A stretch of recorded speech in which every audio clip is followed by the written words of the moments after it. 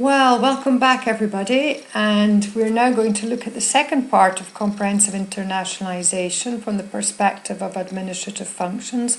This time we'll look more broadly at support staff in general, so excluding in this case the international office that we saw in the first part.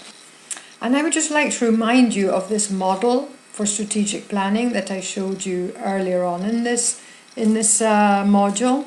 And if you remember, in the ABCD model, A talks mainly of the vision, mission and context of the institution, and then B is the academic activities, anything in education, research, third mission that the institution carries out in order to realise its mission.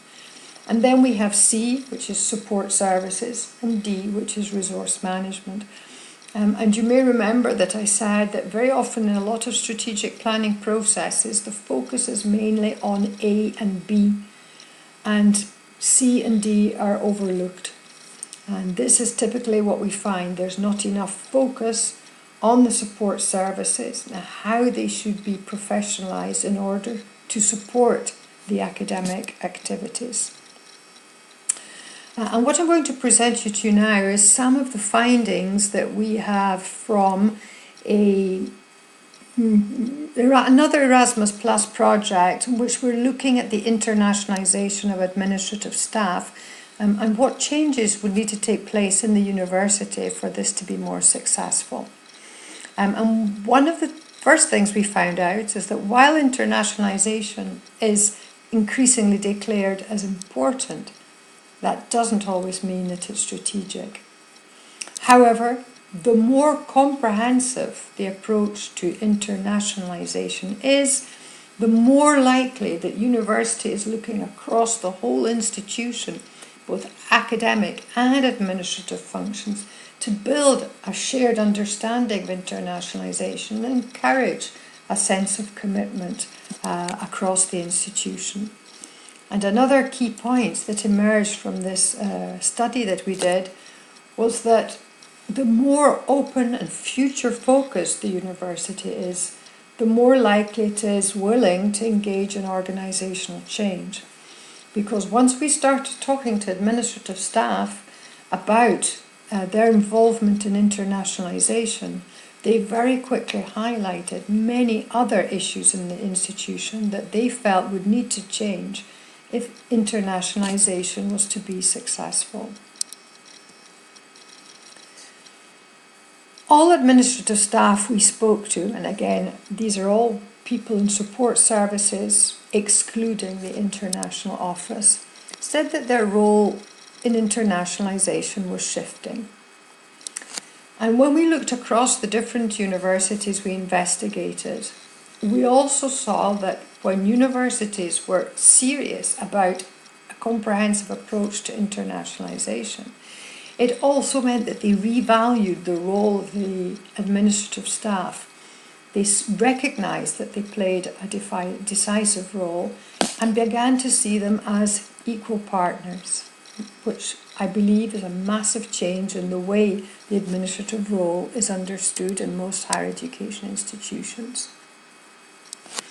They recognised, these universities recognised that as they increased their volume and scope of international activities, they also needed a much more involved administrative staff, but that staff also had to become more professionalised, that they needed new skills and competencies in order to deliver the services. Where that was not happening, universities were still succumbing to pressure rather than planning effectively ahead, and this caused a great deal of suffering amongst the staff. They were often complaining of sense of frustration, tension, they had too much work, and very often they felt inadequate because they were being forced to deal on a daily basis with situations for which they had not been properly trained.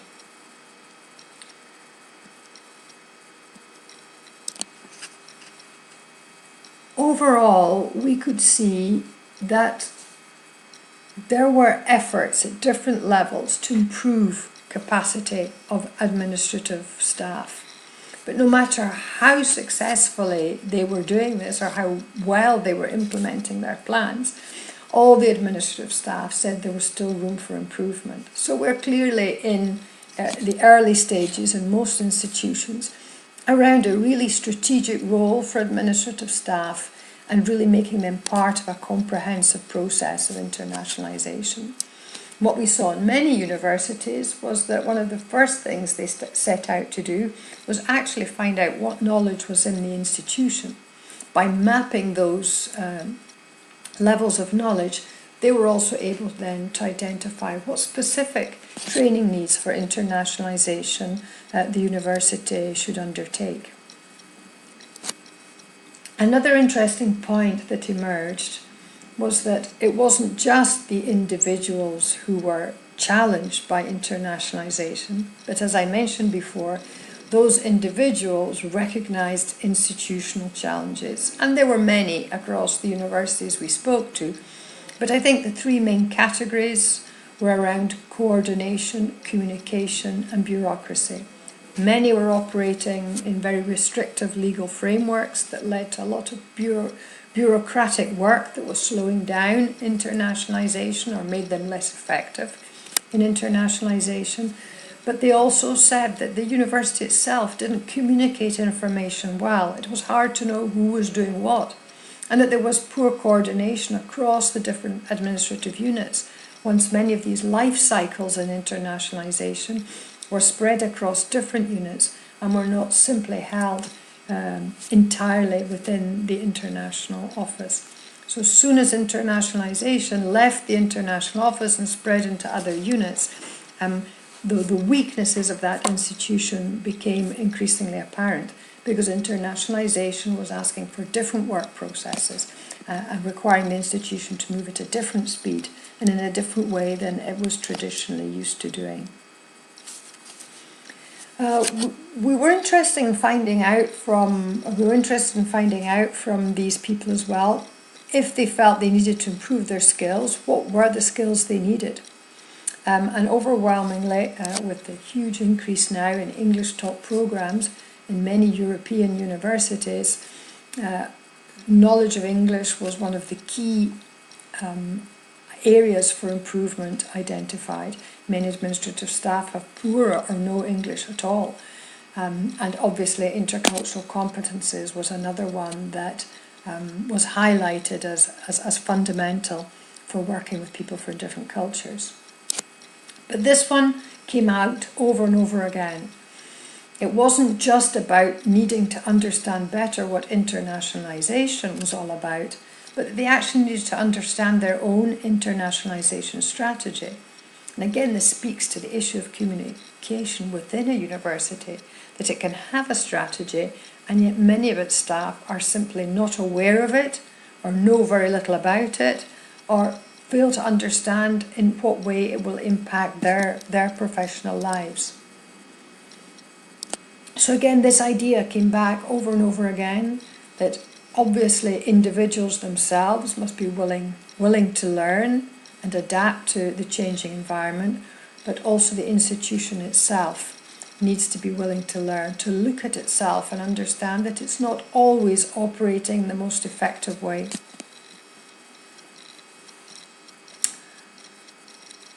When we actually looked at what these universities were providing way of training for administrative staff on internationalisation, there wasn't really much going on that could be identified specifically as courses on internationalisation. And typically it's language courses. So administrative staff are given courses in English, but not very much more. Although there was a very wide range of courses happening, they were by no means the majority. And interestingly, training programs were not always linked to the strategy. So again, that could lead to frustration, because staff perhaps receive some training and then were not able to use it in their daily professional lives. Overall, we could see that training was rarely carried out in a systematic fashion. It was rarely adapted to the specific needs of the different administrative units, and rarely recognised for career advancement. So doing a course could be helpful in doing the work better, but it wasn't linked to any form of career progression.